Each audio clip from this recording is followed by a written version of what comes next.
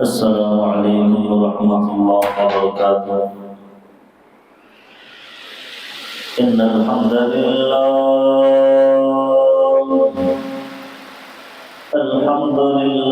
نحمده ونستعينه ونستغفره ونعوذ بالله من شرور أنفسنا ومن سيئات أعمالنا. من يهده الله فلا مضل له ومن يضلله فلا هادي له. أشهد أن لا إله إلا الله وأشهد أن محمدا عبده ورسوله. أما بعد فإن أصدق الكلام كلام الله وأصدق الحديث رسول الله وأحسن الهدي هدي محمد صلى الله عليه وسلم وشر الأمور محدثاتها وكل محدثة بدعة وكل بدعة ضلالة وكل ضلالة في النار. اللهم صل على محمد وعلى آل محمد كما صليت على إبراهيم وعلى آل إبراهيم إنك حميد مجيد. اللهم بارك على محمد وعلى آل محمد كما باركت على إبراهيم وعلى آل إبراهيم إنك حميد مجيد. رب اشرح لي صدري ويسر لي أمري واحلل عقدة من لساني يفقهوا قولي. اللهم رب زدني علما اللهم رب زدني فهما. سبحانك لا علم لنا إلا ما علمتنا إنك أنت العليم الحكيم. أعوذ بالله السميع العليم من الشيطان الرجيم من همزه ونفخه ونفسه. بسم الله الرحمن الرحيم.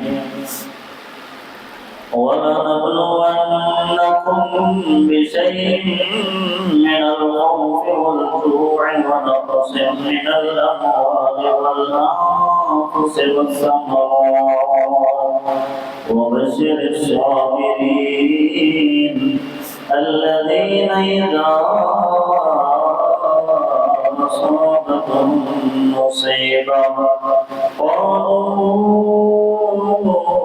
إنا لله وإنا إليه راجعون. أولئك عليهم صلوات من ربهم ورحمة وأولئك هم المهتدون.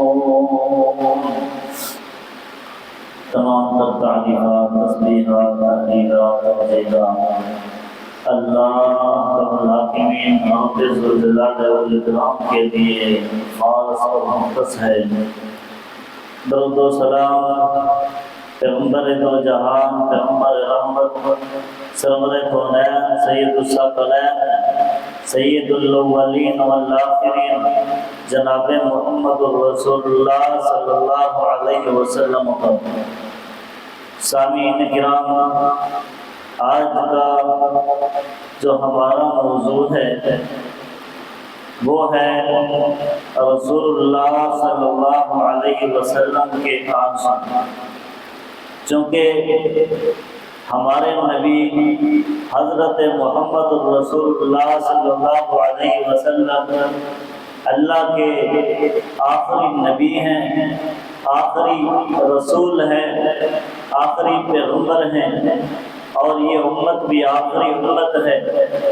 आप अलैहिस्सलाम हमारे लिए उसवा हसना है اور ساری امت کے لیے اسوہ حسنہ ہیں۔ پیغمبر علیہ السلام کی ساری زندگی، پیغمبر علیہ السلام کے بچپن سے لے کر پیغمبر علیہ السلام کی وفات تک ساری کی ساری حیات طیبہ ہمارے لیے اسوہ حسنہ ہے۔ پیغمبر علیہ السلام عبادت کریں وہ بھی ہمارے لیے مشعل راہ ہے۔ پیغمبر علیہ السلام مسکرائیں وہ بھی ہمارے لیے اسوہ ہے۔ پیغمبر علیہ السلام آنسو بہائیں وہ بھی ہمارے لیے اسوہ ہے۔ پیغمبر علیہ السلام اللہ سے ہم کلام ہوں، جبرائیل امین وحی لے کر آئیں۔ پیغمبر علیہ السلام اپنی مرضی سے بولتے نہیں، وما ينطق عن الهوى۔ پیغمبر علیہ السلام جب بھی بات کریں، جو بھی صحابی حدیث کو نوٹ کر کے لکھے اور ساری احادیث اور کلام الہی ہمارے لیے اسوہ ہے۔ اگر نبی کائنات علیہ السلام کی سیرت کو پڑھا جائے، پیغمبر علیہ السلام کی سیرت کا مطالعہ کیا جائے، تو پیغمبر علیہ السلام کی زندگی میں المناک واقعات بھی ملتے ہیں، غمناک واقعات بھی ملتے ہیں، اور کبھی کبھار پیغمبر علیہ السلام اپنی زندگی میں خوشی بھی محسوس کرتے ہیں۔ پیغمبر علیہ السلام خوشیوں کا اظہار بھی فرماتے تھے۔ جب پیغمبر علیہ السلام پریشان ہوتے، غمگین ہوتے، پیغمبر علیہ السلام کی آنکھوں سے آنسو بھی جاری ہو جاتے تھے۔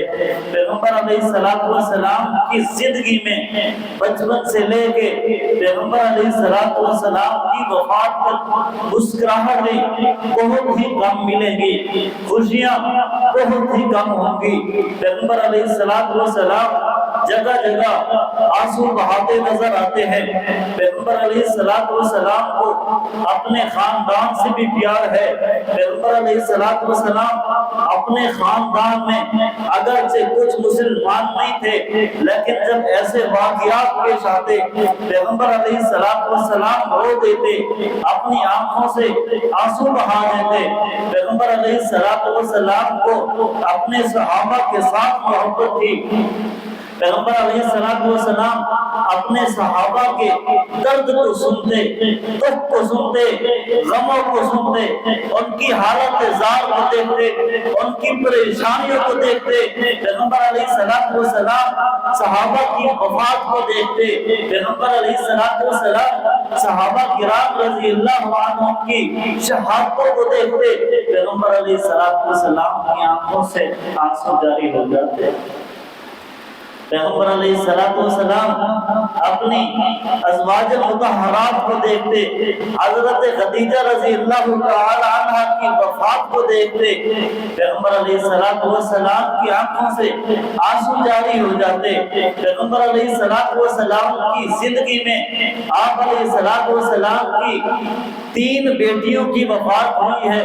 زینب رضی اللہ تعالی عنہ کی وفات ہوئی ہے، رقیہ رضی اللہ تعالی عنہ کی وفات ہوئی ہے، ام کلثوم رضی اللہ تعالی عنہ کی وفات ہوئی ہے، حضرت خدیجہ رضی اللہ تعالی عنہ آپ علیہ السلام کا ساتھ دینے والی، آپ علیہ السلام پر سب سے پہلے ایمان لانے والی، اور پیغمبر علیہ السلام پر اپنا مال خرچ کرنے والی، پیغمبر علیہ السلام کی پہلی بیوی حضرت خدیجہ رضی اللہ تعالی عنہ کی وفات ہوتی ہے۔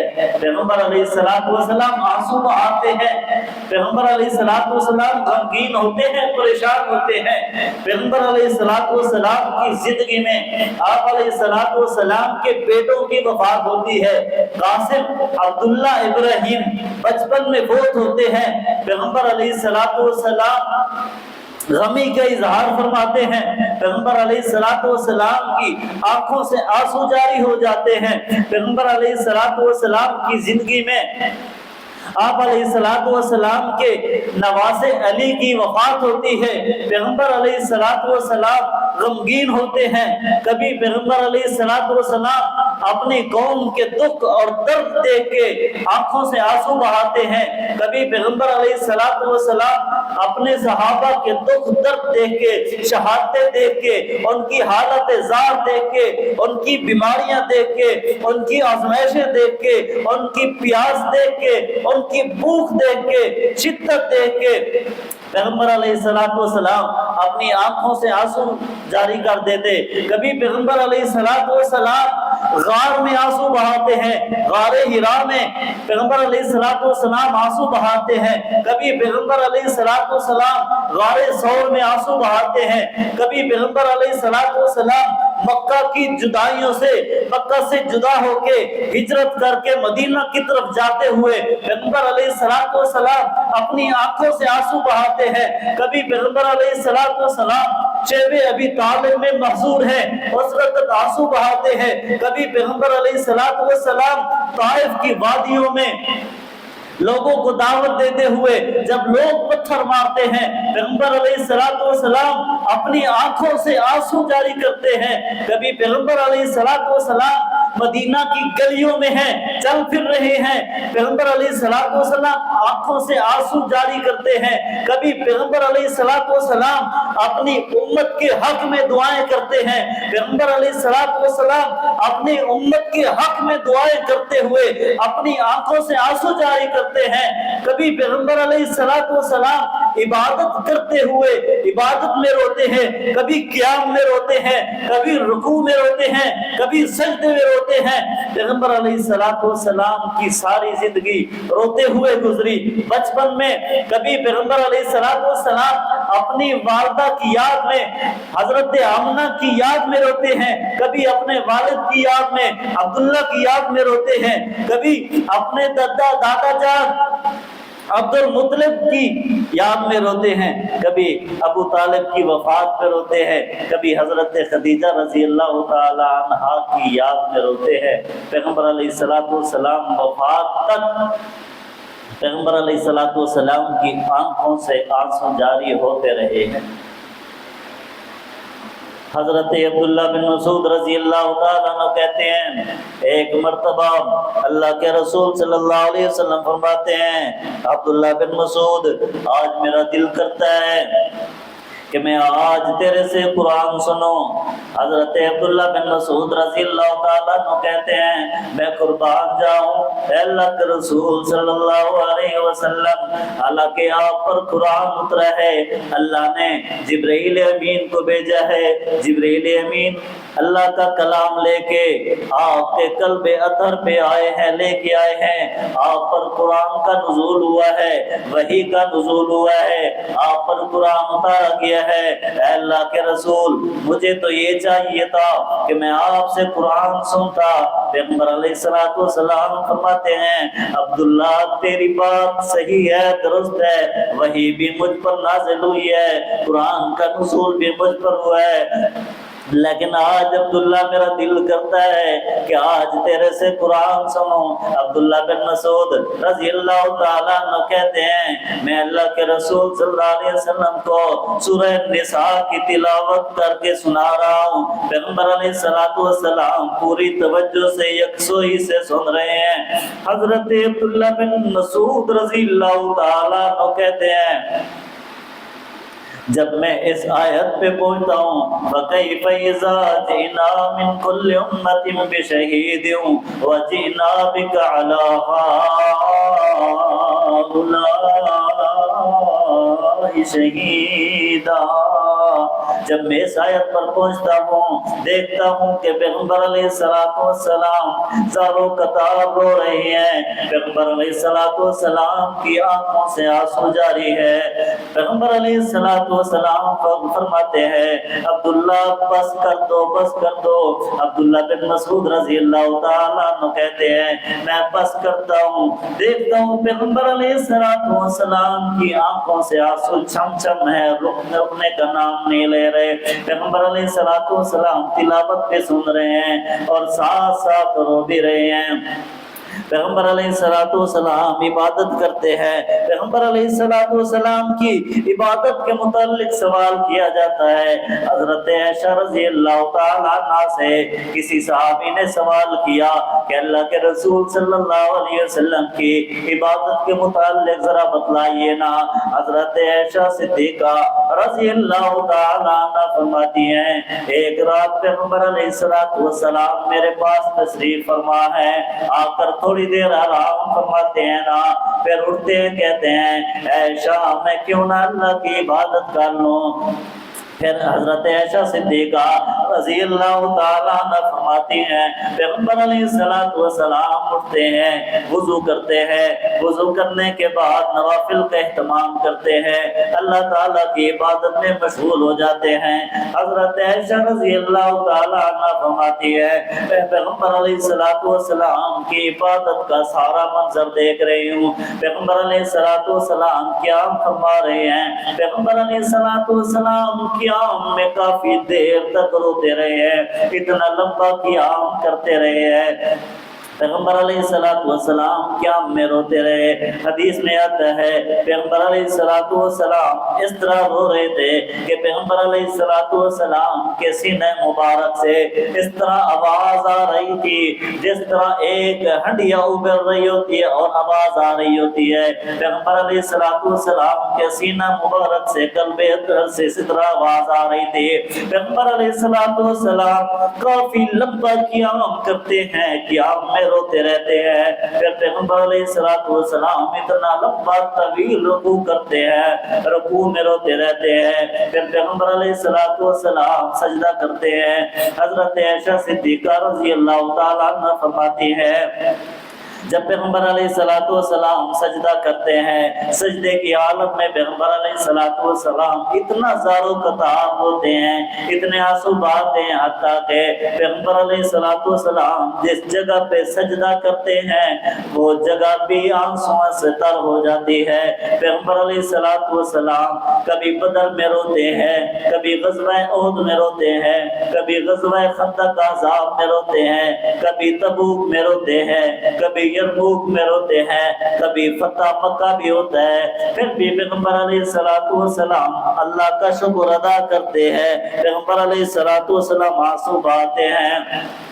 بچپن میں بھی پیغمبر علیہ السلام اپنی والدہ کی یاد میں روتے رہے، اپنے چچا کی یاد میں روتے رہے، اپنے والد کی یاد میں روتے رہے، اپنے دادا کی یاد میں روتے رہے۔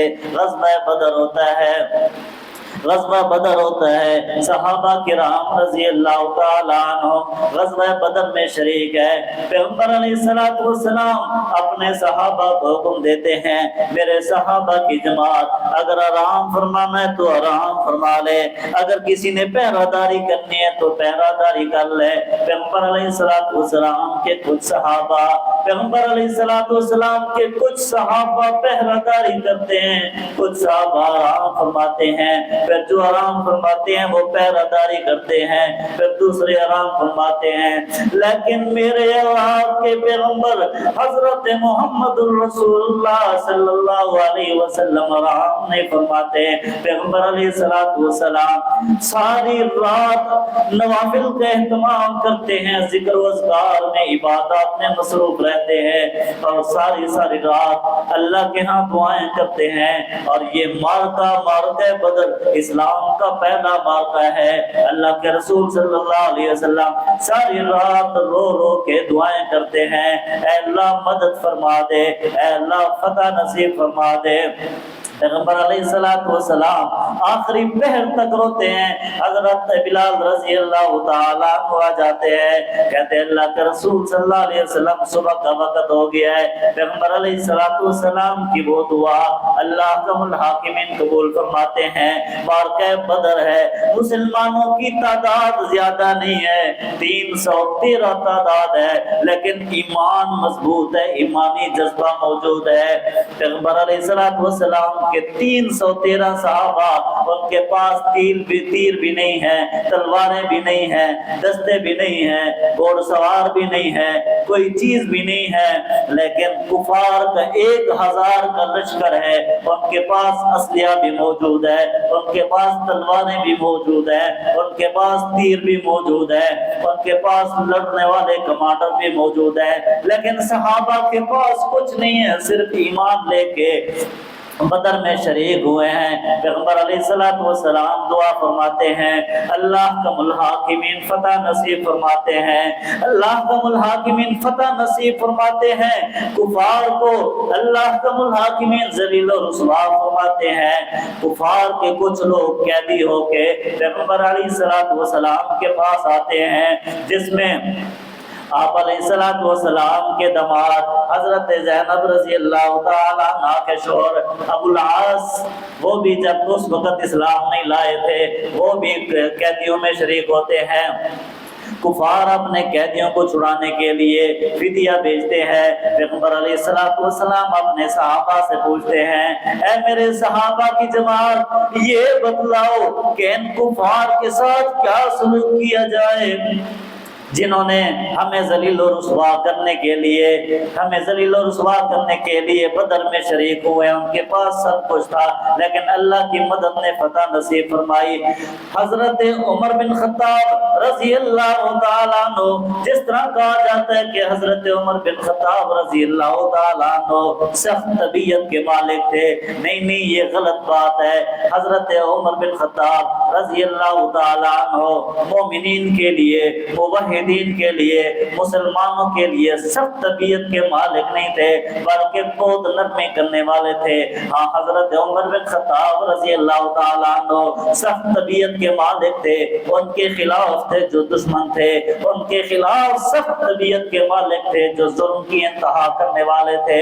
حضرت عمر بن خطاب رضی اللہ تعالیٰ عنہ کہتے ہیں، اے اللہ کے رسول صلی اللہ علیہ وسلم، ہم صحابہ میں سے جتنے صحابہ مسلمان ہیں، ان کے جتنے بھی کفار ان کے رشتہ دار آئے ہیں، اے اللہ کے رسول ان کے رشتہ دار صحابہ کے حوالے کر دیں، کیوں نہ ہم ان کو قتل کر دیں، کیونکہ وہ دین کے بھی دشمن ہیں، ہمارے بھی دشمن ہیں، ہمارے نبی کے بھی دشمن ہیں۔ پیغمبر علیہ السلام فرماتے ہیں، کوئی اور صحابی ہے جو اپنی رائے دینا چاہتا ہو؟ حضرت صدیق اکبر رضی اللہ تعالیٰ عنہ بہت نرم دل ہے، کہتے ہیں اللہ کے رسول صلی اللہ علیہ وسلم، حضرت عمر بن خطاب کی رائے درست ہوگی، لیکن میری رائے یہ ہے، میری بات یہ ہے کہ جو کفار آئے ہیں اگرچہ مسلمان نہیں ہیں، ہم پہ ظلم اور ستم کی انتہا کر چکے ہیں تو ہمارے قریبی ہے تو ہمارے رشتہ دار ہے، اللہ کے رسول صلی اللہ علیہ وسلم ایسا کرتے ہیں، ان سے فدیہ لیتے ہیں، فدیہ لے کے ان کو رہا کر دیتے ہیں۔ ہو سکتا ہے کہ آنے والا وقت ہو، یہی لوگ فدیہ دے کے ادھر سے چلے جانے کے بعد مسلمان ہو جائیں، کلمہ توحید کا اقرار کر لیں۔ پیغمبر علیہ السلام فرماتے ہیں، اے صدیق اکبر رضی اللہ تعالیٰ عنہ، آپ سچ فرما رہے ہیں، آپ کی رائے مجھے بہت پسند آئی ہے۔ پیغمبر علیہ السلام فرماتے ہیں، اچھا اس طرح کرتے ہیں، فدیہ لے کے ان کو رہا کر دیتے ہیں۔ پیغمبر علیہ السلام نے سب کو رہا کر دیا، چونکہ اس میں پیغمبر علیہ السلام کے داماد حضرت زینب رضی اللہ تعالی عنہ کے شوہر ابو العاص وہ بھی موجود تھے۔ پیغمبر علیہ السلام فرماتے ہیں، کفار نے سونا بھی بھیجا، چاندی بھی بھیجا، فدیے میں مال اور دولت بھی بھیجا، لیکن میری بیٹی، میری لخت جگر زینب رضی اللہ تعالیٰ عنہ نے اپنے خامد کو چھڑانے کے لیے ایک ہار بھیجا ہے، وہ ہار میری نشانی ہے، وہ ہار حضرت خدیجہ رضی اللہ تعالیٰ عنہ نے اپنی بیٹی زینب کو عطا کیا تھا۔ پیغمبر علیہ السلام اس ہار کو دیکھتے ہیں، جو کہ حضرت خدیجہ رضی اللہ تعالیٰ عنہ تو وفات پا چکے تھے۔ پیغمبر علیہ السلام ہار کو دیکھتے ہیں، حضرت خدیجہ رضی اللہ تعالیٰ عنہ کی یاد تازہ ہو جاتی ہے۔ پیغمبر علیہ السلام ہار کو دیکھتے ہی اپنی آنکھوں سے آنسو جاری کر دیتے ہیں، پیغمبر علیہ السلام رونا شروع کر دیتے ہیں۔ پھر پیغمبر علیہ الصلوۃ والسلام اپنے صحابہ سے پھر مشورہ کرتے ہیں، میرے صحابہ یہ مشورہ دو مجھے کہ اس ہار کو کیوں نہ حضرت زینب رضی اللہ تعالی عنہ کے پاس واپس بھیج دیا جائے، لیکن اس شرط پر حضرت ابو العاص رضی اللہ تعالی عنہ کو رہا کر دیا جائے کہ جب یہ مدینہ پہنچیں گے تو حضرت زینب رضی اللہ تعالی عنہ کو ہمارے پاس بھیج دیں گے۔ پیغمبر علیہ الصلوۃ والسلام اپنے صحابہ کو ابو العاص کے پاس بھیجتے ہیں، ساتھ بھیجتے ہیں، ابو العاص کو اس شرط پہ رہا کر دیتے ہیں اور وہ ہار حضرت زینب رضی اللہ تعالی عنہ کے پاس بھیج دیتے ہیں۔ جب ابو العاص رضی اللہ تعالی عنہ چونکہ اس وقت مسلمان نہیں تھے، جب مدینہ میں پہنچتے ہیں، مدینہ کے پہنچنے کے بعد لوگوں کی امانتیں واپس کرتے ہیں، پھر واپس پلٹتے ہیں۔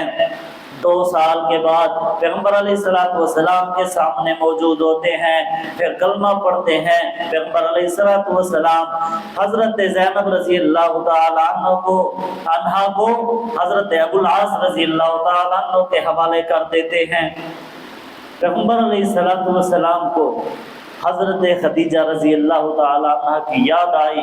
پیغمبر علیہ الصلوۃ والسلام حضرت خدیجہ کو یاد کر کے روتے ہیں، آنکھوں سے آنسو بہاتے ہیں۔ کبھی کبھار صدیقہ کائنات حضرت عائشہ صدیقہ طاہرہ مطہرہ رضی اللہ تعالی عنہا فرماتی ہیں، اے اللہ کے رسول صلی اللہ علیہ وسلم، میں آپ کی سب سے چھوٹی بیوی ہوں اور آپ سے لاڈ پیار بہت زیادہ کرتی ہوں، پھر بھی آپ خدیجہ کو یاد کرتے ہیں، ابھی بھی آپ کو خدیجہ یاد آتی ہے؟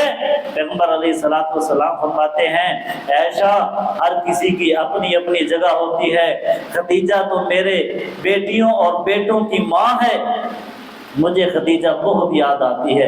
کبھی کبھار پیغمبر علیہ الصلوۃ والسلام اپنی ازواج مطہرات میں ہوتے، پیغمبر علیہ الصلوۃ والسلام کو خدیجہ یاد آتی، پیغمبر علیہ الصلوۃ والسلام فرماتے خدیجہ تو میری اولاد کی ماں ہے، اور خدیجہ تو وہ ہے جو سب سے پہلے اسلام لائی ہے، خدیجہ تو وہ ہے جن کو فرشتے بھی سلام کہا کرتے تھے، وہ خدیجہ مجھے کیوں نہ یاد آئے؟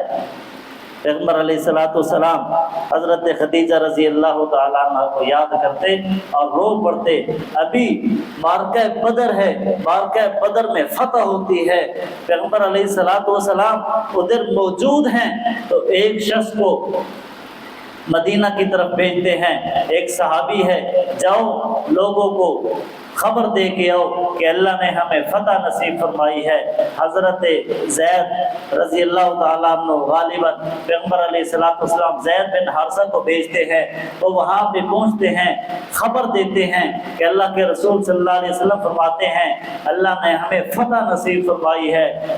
وہ صحابی وہاں پہنچتے ہیں، پہنچتے ہی اطلاع ملتی ہے کہ آپ کی بیٹی حضرت رقیہ رضی اللہ تعالی عنہ جو حضرت عثمان غنی رضی اللہ تعالی عنہ کے نکاح میں تھی، فرمایا وہ انتقال بھی کر گئی ہیں اور لوگوں نے آپ کی بیٹی کا جنازہ پڑھ کے آپ کو دفن بھی کر دیا، تدفین بھی ہو گئی ہے۔ وہ صحابی واپس لوٹتے ہیں، پیغمبر علیہ الصلوۃ والسلام کو خبر پہنچاتے ہیں، پیغمبر علیہ الصلوۃ والسلام غم زدہ ہوتے ہیں، پیغمبر علیہ الصلوۃ والسلام واپس مدینے میں لوٹتے ہیں، پیغمبر علیہ الصلوۃ والسلام سیدہ رقیہ رضی اللہ تعالی عنہ کی قبر کے سرہانے کے اوپر کھڑے ہوتے ہیں، پیغمبر علیہ الصلوۃ والسلام اس کی نماز جنازہ بھی پڑھتے ہیں، اس کے حق میں دعا کرتے ہیں، پیغمبر علیہ الصلوۃ والسلام روتے ہیں۔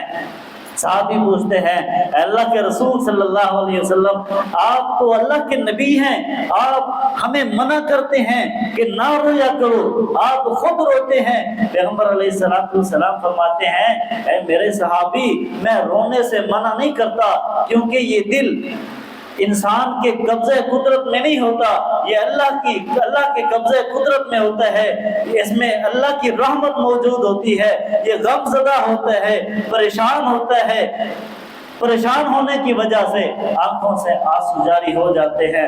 فرمایا میں منع کرتا ہوں، میں نوحہ کرنے سے منع کرتا ہوں، بین کرنے سے منع کرتا ہوں، ماتم کرنے سے منع کرتا ہوں، رونے پیٹنے چیخنے چلانے سے منع کرتا ہوں، وہ صفات جو آدمی میں موجود ہی نہیں ہیں ان صفات کو یاد کر کے رونے سے منع کرتا ہوں۔ فرمایا اس طرح آنکھوں سے آنسو کا نکل آنا یہ رونا نہیں ہے، واویلا کرنا رونا ہے، واویلا کرنے سے منع کرتا ہوں۔ فرمایا جب انسان کو غم پہنچتا ہے، کیونکہ انسان کے اعزاء اقارب رشتہ دار، کیونکہ انسان کو مصیبتیں بھی آتی ہیں، آزمائشیں بھی آتی ہیں، دنیا میں کوئی ایسا انسان نہیں ہے جس کے ساتھ غمی اور خوشی نہ ہو۔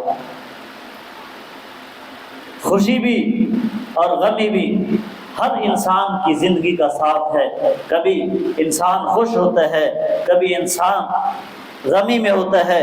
جب خوشی ہوتی ہے تو خوشی کا اظہار بھی انسان فرماتا ہے، جب غمی آتی ہے تو پھر پریشان بھی ہوتا ہے، روتا بھی ہے، آنکھوں سے آنسو بھی فرماتا ہے۔